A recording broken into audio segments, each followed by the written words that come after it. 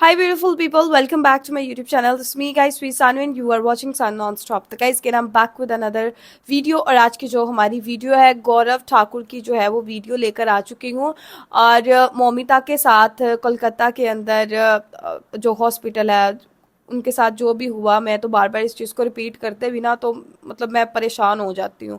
ठीक है, तो डिस्कस्टिंग रियलिटी ऑफ आरजे कर मेडिकल कॉलेज एक्सपोज्ड, और मैंने भी वीडियो इसके ऊपर बनाई। बाकी यूट्यूबर्स भी जो है वो जितना हो सकता है वो अपना कंट्रीब्यूट कर रहे हैं, वीडियो बना के सच्चाइयों को सामने लेकर आया जा रहा है। जो भी किसी को कोई भी चीज़ पता चलती है वो फ़ौरन यूट्यूब पर डाल देते हैं, बिकॉज ऐसे लोगों को जो है वो एक्सपोज करना चाहिए और उनको होना भी चाहिए। और कुछ लोग कह रहे थे कमेंट सेक्शन के अंदर कि इनको फांसी दे देनी चाहिए, इसको फांसी दे दो, इनको मार दो। यार ये बहुत छोटी सज़ा है उनके लिए, फांसी सज़ा ये बहुत छोटी सज़ा है इनके लिए। इनको ऐसी सज़ा दें कि ये जो है ना अपने मरने वाले दिन तक भी ये सजा जो है ना वो याद रखे। इनको ना मर्द रहने दे ना इनको औरत रहने दे। मतलब समझ रहे हो ना मैं क्या चीज़ तुम लोगों को बोल रही हूँ।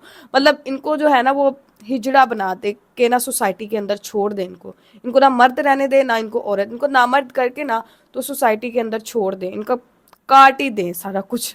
तो फटाफट से वीडियो को स्टार्ट करते हैं। लाइक सब्सक्राइब शेयर करते जाइएगा और वीडियो को जो है वो दोस्तों तक भी शेयर कीजिएगा। तो चलिए गाइज स्टार्ट करते हैं। कोलकाता रेप केस में सामने आए आरजी कर मेडिकल कॉलेज की एक ऐसी घिनौनी सच्चाई है जो अब तक कई लोगों को नहीं पता, और यह घिनौना सत्य पूरे देश और स्पेशली बंगाल की व्यवस्था पर एक बड़ा सवाल खड़ा करता है।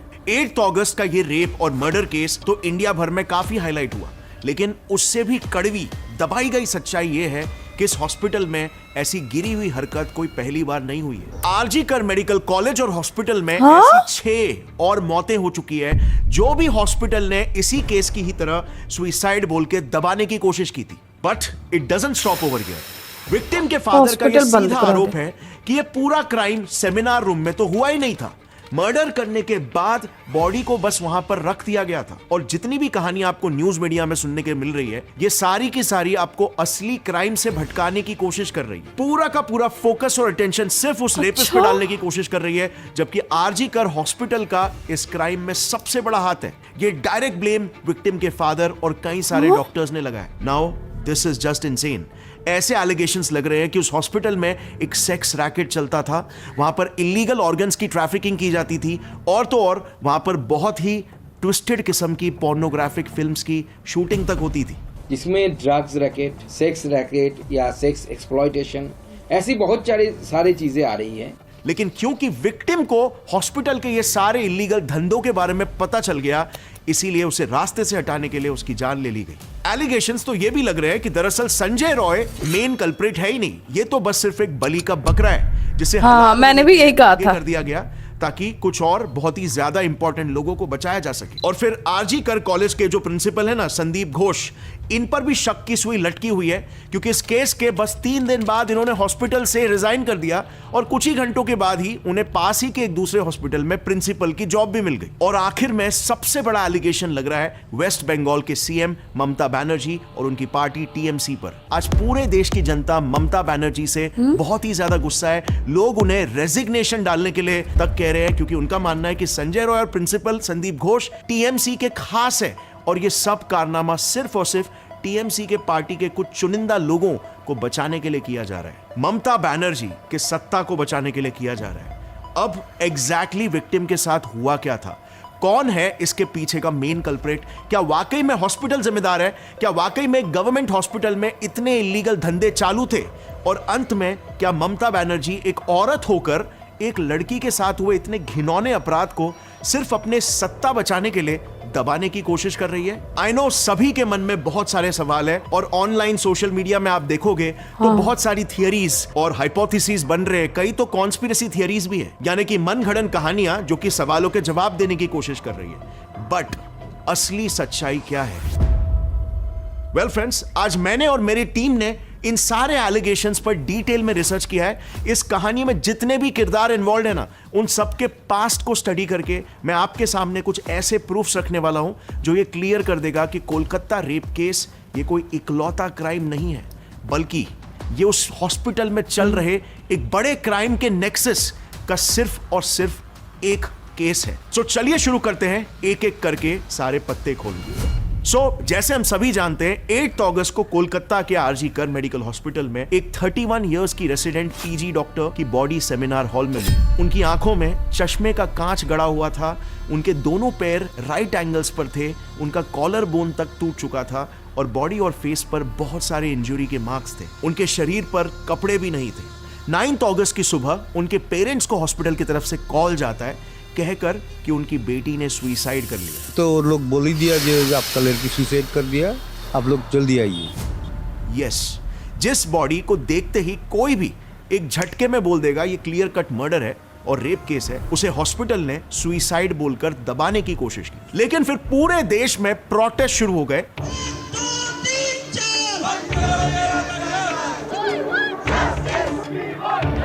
We want justice, whatever, however it is, enough is enough. और अंत में संजय रॉय नाम के इस बंदे को पकड़ा गया, जिसने फिर एक झटके में एक्सेप्ट भी कर लिया कि हाँ मैंने ये क्राइम कमिट किया है, और उसने ये तक बोल दिया कि मुझे फांसी की सजा भी दे दो, मुझे चलेगा। अब यहां तक ये कहानी सुनकर आपको इसमें कुछ थोड़ा तो फिशी नहीं लग रहा क्या? अब हालांकि सबसे डिस्टर्बिंग बात तो यह है कि यह केस आरजी कर हॉस्पिटल में कोई पहला केस नहीं है। इसके पहले भी इसी हॉस्पिटल में 6 और लोगों की बॉडीज ऐसे ही बहुत ही मिस्टीरियस कंडीशंस में पाई गई थी। सौमित्रा दास नाम की एक स्टूडेंट की डेड बॉडी उसके हॉस्टल रूम में पंखे से लटकी हुई मिली। अगेन मैनेजमेंट ने बड़े ही कन्वीनियंटली इसे सुसाइड बोलकर रातों रात दबा दिया। लेकिन सौमित्रा के पेरेंट्स ने यह क्लेम किया कि उनकी बेटी का सरासर मर्डर किया गया। एक स्टूडेंट की भी मौत हुई थी, उसकी दोनों हाथों की नसें कटी हुई थी, यानी कि वापस से सुसाइड की तरफ इशारा। और फिर साल 2016 में आरजी कर के मेडिकल कॉलेज के एक प्रोफेसर के घर से उनकी सीवियरली डिकम्पोज बॉडी मिलती है। साल 2020 में एक 25 साल के जूनियर डॉक्टर ने आरजी कर के मेडिकल कॉलेज की बिल्डिंग से कूदकर सुसाइड कर लिया। और इवन जस्ट पिछले साल 2023 में एक 23 इयर्स के इंटर्न की भी डेड बॉडी मिलती है। Reason drug overdose. अब इन सारे केसेस में ना 2 बात बिल्कुल कॉमन है।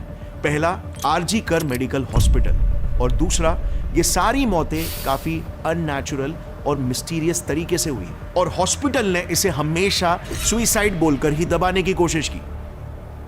अब इन मौतों के पीछे जो सबसे बड़ा एलिगेशन लगाया जा रहा है वो है by union minister Sukanta Majumdar. उन्होंने बताया कि उनको डॉक्टर्स के एक व्हाट्सएप ग्रुप में से ऐसे चैट्स के स्क्रीनशॉट्स मिले हैं जिससे यह पता चलता है कि आरजी कर मेडिकल कॉलेज में बड़े लेवल पर एक ड्रग्स और सेक्स रैकेट चल रहा है। उन्होंने यह भी रिवील किया कि इसमें एक टीएमसी एमपी और उनके नेफ्यू का भी इन्वॉल्वमेंट है। ये जो पीजी डॉक्टर्स के इंटर्न्स के जो टीम है उसमें ये उनके जो व्हाट्सएप ग्रुप्स है उसमें बहुत ऐसे विषय आए हैं इसका कुछ स्क्रीनशॉट हमारे पास भी पहुंचा है, जिसमें ड्रग्स रैकेट, सेक्स रैकेट या सेक्स एक्सप्लॉयटेशन ऐसी बहुत सारी चीज़ें आ रही हैं।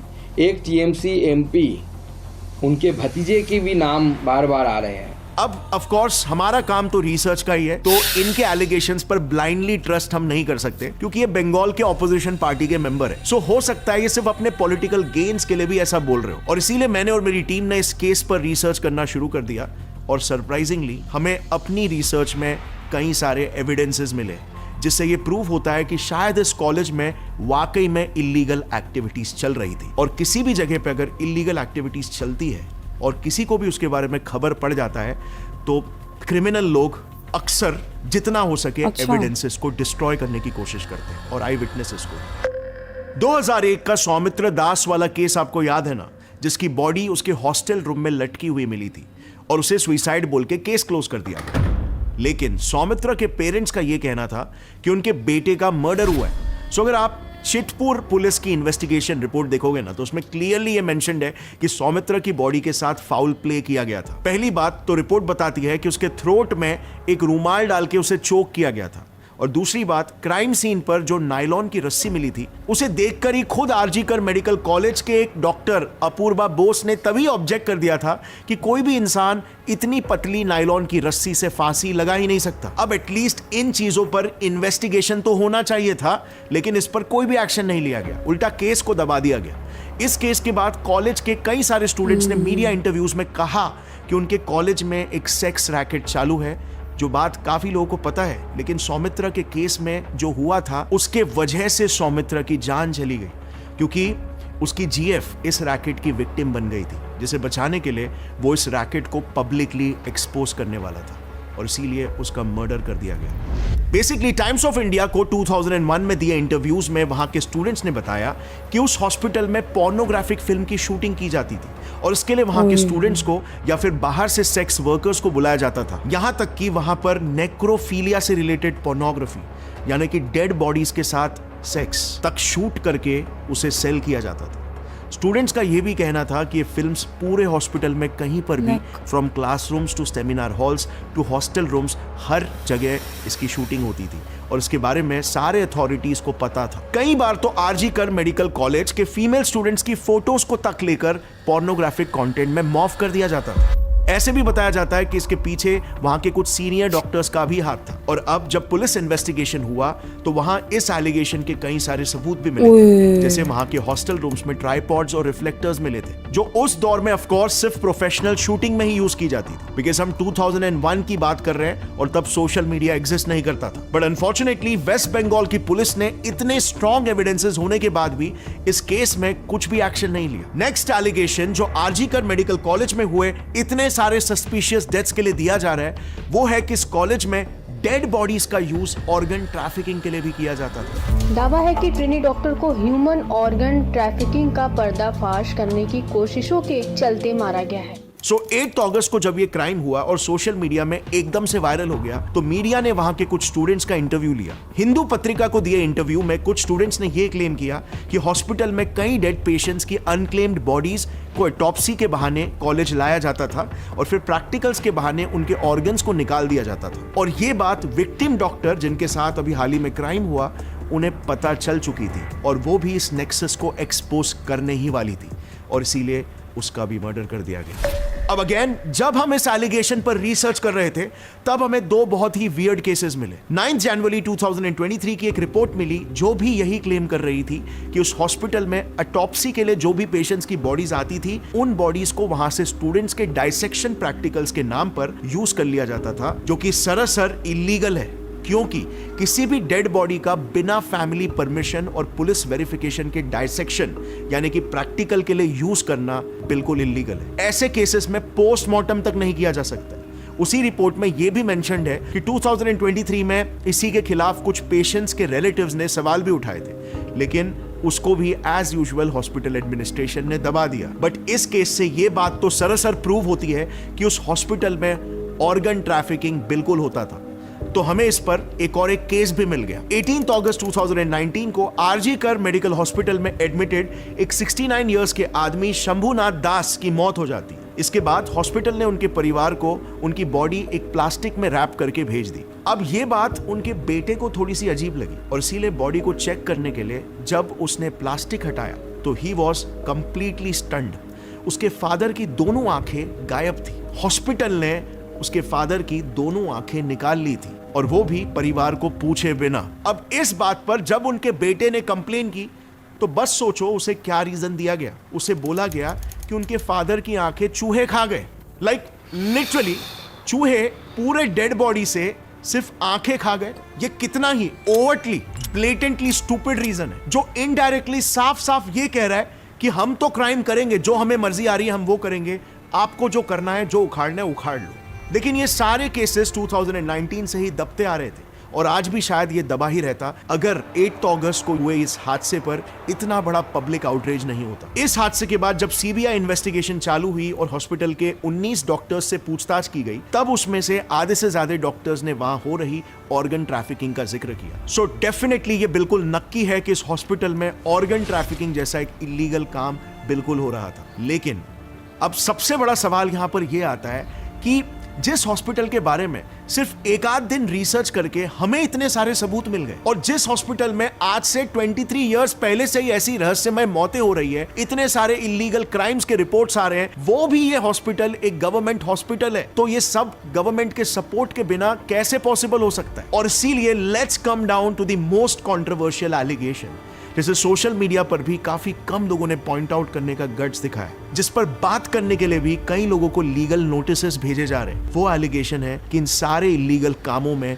टीएमसी पार्टी का हाथ है, ममता बनर्जी का हाथ है। तो इस allegation को ममता verify बनर्जी करने का के लिए बहुत हमने बोला इस जाता है, मुद्दे से यही इन्होंने TMC किया के सारा जितने भी लिंक्स हो सकते हैं ना, उन सबको खोद के निकालने की कोशिश की। सो 14 अगस्त की रात को आरजी कर हॉस्पिटल में हुए उस क्राइम सीन को, यानी कि सेमिनार हॉल को कुछ गुंडों ने बुरी तरीके से तबाह कर दिया। ये बात सब जानते हैं। इसके बाद टीएमसी पर ये एलिगेशंस लगे कि ये वैंडलाइजेशन उनके लोगों ने ही करवाया, क्योंकि इसके कुछ ही दिन पहले केस को कोलकाता पुलिस से हटाकर सीबीआई को सौंप दिया गया था।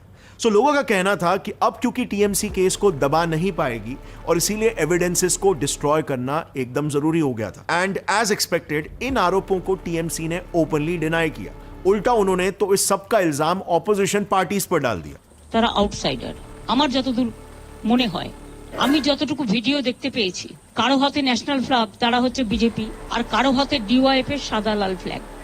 बट यहां पर फ्रेंड्स हमें मिले प्रूफ्स और एविडेंसेस इसकी कंप्लीटली ऑपोजिट स्टोरी ही बताते हैं।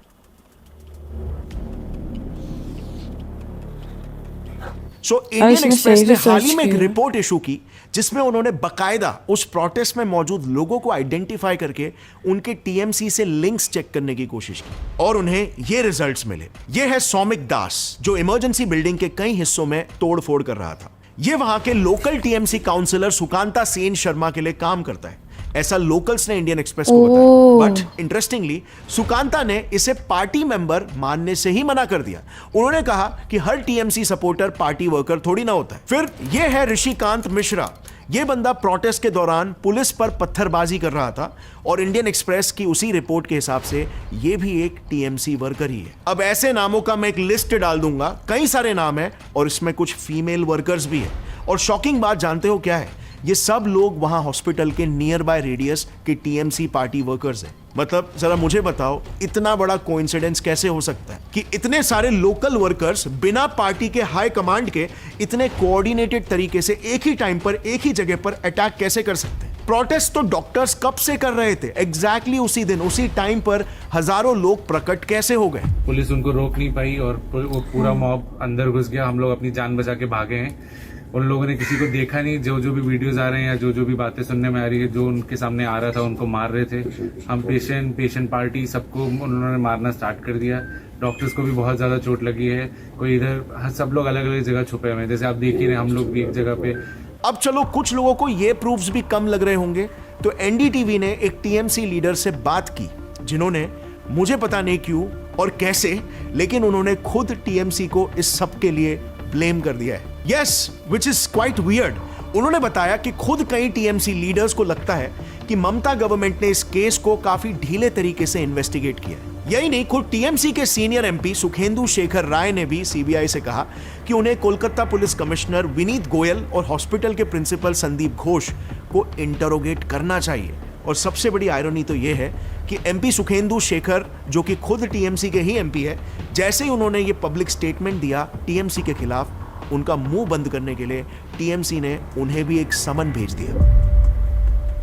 इनके अलावा उस हॉस्पिटल का टीएमसी डॉक्टर्स यूनियन भी यही बोल रहा है कि प्रिंसिपल को बचाने के लिए ही उनका हॉस्पिटल से रातों रात ट्रांसफर कर दिया गया, जबकि उन पर इंक्वायरी होनी चाहिए थी। लेकिन आखिर टीएमसी के ही वर्कर्स एंटी टीएमसी बात क्यों कर रहे हैं? वेल, दरअसल रिपोर्ट्स ये है कि टीएमसी पार्टी में अब दो गुट बन चुके हैं, जो एक ममता बनर्जी को ब्लाइंडली सपोर्ट कर रहे हैं और दूसरा गुट उनके खिलाफ रिबेल कर रहा है। उनका ओपनली ये एलिगेशन है कि ममता गवर्नमेंट इस केस को दबाने की पूरी कोशिश कर रही है, जो कि गलत है। और सिर्फ यही नहीं, खुद विक्टिम डॉक्टर के लॉयर भी ओपनली ये क्लेम कर रहे हैं कि इस केस के पीछे टीएमसी का क्लियर हाथ है।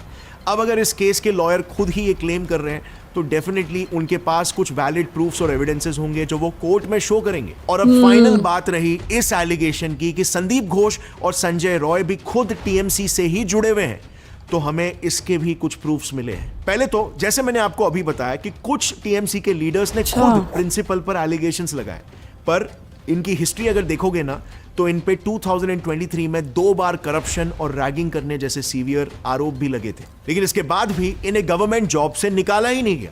इनफैक्ट अभी भी तो इनके रिजाइन करते ही तुरंत इन्हें एक नया जॉब भी दे दिया गया। तो कई मीडिया रिपोर्ट्स ये क्लेम कर रहे हैं कि इनकी रूलिंग पार्टी टीएमसी से डेफिनेटली कुछ ना कुछ स्ट्रॉन्ग कनेक्शन जरूर है, वरना मुफ्त में इतने सारे फेवर्स किसी को नहीं मिलते भाई। और रही बात main accused rapist Sanjay Roy की, तो टाइम्स ऑफ इंडिया के हिसाब से इस बंदे का हॉस्पिटल में इतना होल्ड था कि ये पेशेंट्स को तक बेड दिलाने के पैसे लेता था। इसमें ये कई बार पकड़ा भी गया था। और जानते हैं हॉस्पिटल में बेड एलोकेशन कौन देखता था? टीएमसी के लोग। मतलब एक सरकारी हॉस्पिटल में उन्हें बेड्स दिए जाते थे जो इन जैसे गुंडों को घूस देते थे। इस लेवल का करप्शन था। और अगर ये सारे प्रूफ्स भी आपको कम लग रहे हैं ना, तो ये है टीएमसी के मिनिस्टर जो सबको ओपनली धमकी दे रहे हैं कि अगर ममता दीदी के खिलाफ कोई भी कुछ बोलेगा ना तो उसका हाथ काट देंगे। Can you believe this? किस लेवल की दादागिरी वेस्ट बंगाल में आज चल रही है? ऐसा होगा तो कौन से कॉमन लोग गवर्नमेंट के खिलाफ आवाज उठाएंगे? और अभी लेटेस्ट न्यूज ये है कि टीएमसी सरकार ने विमेन सेफ्टी के लिए राटिरर साथी नाम की एक स्कीम निकाली है जो नाइट ड्यूटी करने वाली बंगाली फीमेल्स की सेफ्टी इंश्योर करेगा। But the question is why now? Why so let even after knowing everything?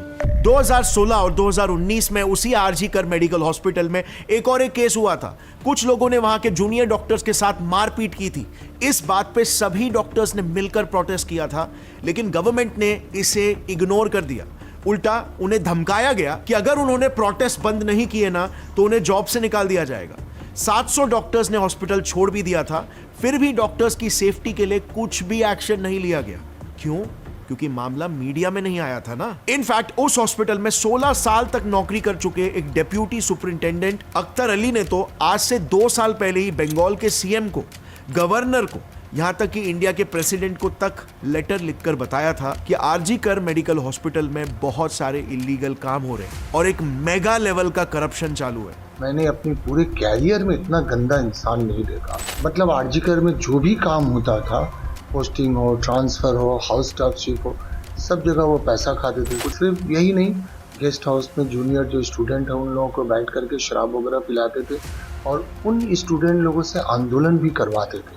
मतलब एक माफिया राजा बोल सकते हैं। खुद उनके सिक्योरिटी के लिए 20 आदमी था प्लस 4 आदमी बाउंसर को लेके चलते थे। हमने तो फिल्म स्टार को देखा बाउंसर लेके चलते हुए, किसी प्रिंसिपल को अपनी जिंदगी में नहीं देखा। उसने लिटरली हॉस्पिटल के प्रिंसिपल संदीप घोष का नाम लेकर कंप्लेन फाइल की थी कि इन सारे इलीगल कामों के पीछे इन्हीं का हाथ है। लेकिन इसके बावजूद उस प्रिंसिपल के साथ क्या हुआ? No action at all. लेकिन आज जब पूरी देश की जनता एक हो गई है, सोशल मीडिया पर ममता बनर्जी पर सवाल उठने लगे हैं, जब उनका रेजिग्नेशन डिमांड किया जा रहा है, We will get rid of Mamata Banerjee.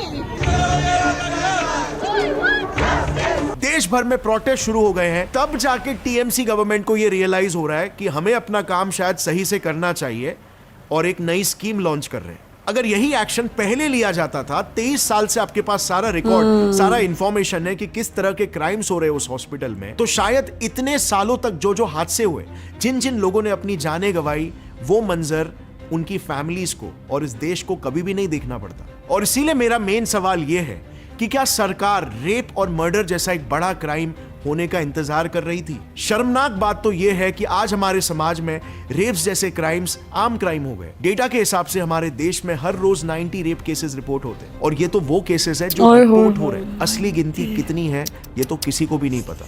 और इसीलिए हमारी मांग सिंपल है, ऐसे मुद्दों को टॉप प्रायोरिटी दी जाए, उन्हें कभी भी दबाया न जाए सत्ता के लिए या किसी भी और रीजन के लिए। सेफ्टी और सिक्योरिटी हर एक भारतीय सिटीजन की एक बेसिक नीड है। हर देश में, हर सिस्टम में संजय रॉय जैसे दरिंदे होते हैं, लेकिन इन पर अगर एक्शन ना लिया जाए या फिर जस्टिस को डिले किया जाए तो ऐसे अपराधियों को सरकार की नजरअंदाजी से शय मिल जाता है, हिम्मत मिलती है, इंस्पिरेशन मिलता है, मोटिवेशन मिलता है। इस देश में कोई उनका बाल भी बाका नहीं कर सकता। इस सोच से वो ऐसे क्राइम्स दोहराने लगते हैं। और इसीलिए हमारी मांग बस इतनी है कि देश में कड़े से कड़े कानून तो बनने ही चाहिए, लेकिन उससे भी ज्यादा इंपॉर्टेंट है कि उन कानूनों का पालन होना चाहिए, उन्हें एग्जीक्यूट करना चाहिए एक तरीके से। सरकार को सिटीजन्स की जरूरत नहीं होनी चाहिए कि सिटीजन्स बताए कि आपको अपना काम अच्छे से एग्जीक्यूट करना है। अभी लेटेस्ट ही रिपोर्ट है, 1992 के अजमेर रेप केस में 6 अपराधियों को 5 लाख का जुर्माना और लाइफ इंप्रिजनमेंट की सजा सुनाई गई। अजमेर गैंगरेप और ब्लैकमेल कांड के बाकी बचे 6 आरोपियों को स्पेशल पॉक्सो कोर्ट ने आजीवन कारावास की सजा सुना दी है। साथ ही 5-5 लाख रुपए का जुर्माना भी लगाया गया। इन्होंने कम से कम 100 नाबालिग बच्चियों का रेप किया था, यानी कि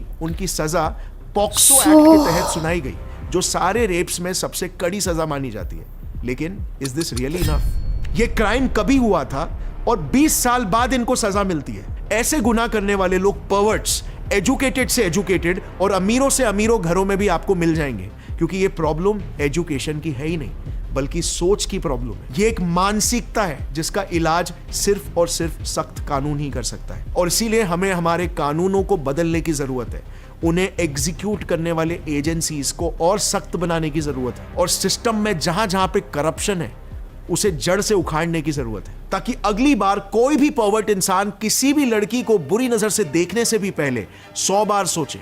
बिल्कुल। को कुछ ही दिनों में हमें भूल नहीं जाना है। आज पूरा देश जब एक हुआ है तब जाकर हम इतना बड़ा इंपैक्ट ला पाए, और इसीलिए अगर इस बार नहीं तो फिर कभी भी नहीं। मैं इस वीडियो को ट्विटर पर भी अपलोड करूंगा। जितना हो सके देश के बड़े से बड़े अथॉरिटीज को इसमें टैग करना, ताकि इस बार ओके गाइस, तो मैंने भी इस वीडियो को शेयर कर दिया है इसके मतलब रिएक्शन देकर। और मैं एक चीज़ बोलना चाहूँगी कि और इसकी सज़ा सिर्फ उनको ये नहीं मिलनी चाहिए कि इनको जो है वो मार दिया जाए, ठीक है, लेकिन जो फर्स्ट में मैंने सज़ा बताई है ना, ठीक है, इनको ना मर्द करके जो है ना वो सोसाइटी के अंदर छोड़ दिया जाए, यही इनकी सज़ा है और ये सबसे बेस्ट सज़ा है, ठीक है। और ये बाकी भी देखा देखी ना, इससे जो है अगर ये सज़ा मिलना शुरू हो जाती है तो बाकी लोग नहीं करेंगे। मैं इतना मतलब एकदम से 90 जो है वो डेली बेसिस पर जो है वो केस रिकॉर्ड किए जाते हैं, और अभी मज़ीद जो है वो केस जो रिकॉर्ड नहीं होते, मतलब 100+ जो है वो डेली बेसिस पे जो है वो लड़कियों के साथ ये सब कुछ हो रहा है। और फिर मतलब हम सिर्फ मौमिता के बात करते हैं, ठीक है, वो ट्रेनी डॉक्टर के साथ जो हुआ वो तो चलो ठीक है, एक सामने चीज़ आ गई, उसके बारे में बोला जा रहा है, लेकिन बिहाइंड द स्क्रीन बहुत ज़्यादा और भी लड़कियों के साथ सेम चीज़ें हो रही हैं। उनके बारे में भी जो है वो कौन सोचेगा, उनके बारे में भी सोचें। और जो है वो एक जैसे जैसे ये केस मतलब पुराना होता जा रहा है, मज़ीद चीज़ें जो है वो सामने आती जा रही हैं। और एक बंदी जिसको जो है वो सारी चीज़ों का पता चल गया, उसको इस तरह से जो है वो सज़ा दी गई, उसको ब्रूटली जो है वो रेप किया गया, उसको मारा गया, जस्ट बिकॉज ऑफ कि उसको जो है वो आपकी कुछ सच्चाइयाँ पता चल गई हैं। और वो बंदा संजय रॉय, उसने कहा मुझे फांसी भी लगा दो। मैंने पहले कहा था कि वो मेन कल्प्रेट नहीं है, उसके पीछे बहुत बड़ी बड़ी हस्तियाँ हैं जो मेन कल्प्रेट है, जिसकी वजह से जो है वो उसको सामने लाया जा रहा है कि यार मैं तुम लोगों को संभाल लूंगा, मैं तुम लोगों का गुनाह अपने सर ले लूंगा, बस तुमने क्या करना है कि मुझे कुछ ही महीनों के बाद जेल से बाहर निकलवा लेना है। उन्होंने कहा ना हाँ जी ठीक है, तुम अपने सर ले लो सारा गुनाह, कुछ ही महीनों की बात है, हम तुम्हें जेल से बाहर निकाल लेंगे। यही तो सब कुछ होता चला आ रहा है कि प्रॉपर, जिसे गौरव ठाकुर ने भी बोला कि अगर प्रॉपर सजा नहीं दी जाएगी इनको जो है वो मतलब काफ़ी मतलब 20 या 10 साल तो ये केस चलते हैं, और उसके बाद उनको सज़ा मिलती है, कुछ जुर्माना हो जाता है, कुछ साल की इम्प्रिजनमेंट हो जाती है, बस ये चीज़ें होती हैं। आप लोगों का इसके बारे में क्या कहना है? कमेंट, लाइक, सब्सक्राइब, शेयर करते जाइएगा। तो चलिए गाइस, मिलते हैं नेक्स्ट वीडियो के अंदर।